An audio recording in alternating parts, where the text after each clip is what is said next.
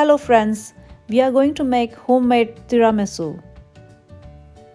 The ingredients are whipped cream, mascarpone cheese, sugar, lady fingers, cream, cheese, sugar, vanilla essence, beat them well. On the side, get the coffee and boil it. Get the coffee rum and mix in the black coffee. Put the lady fingers in the coffee and lay them in your pan.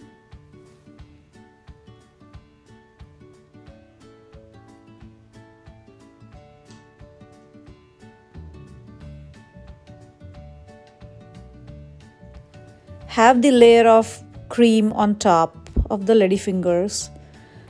You can do as many layers as you want. I'm doing only 2 layers.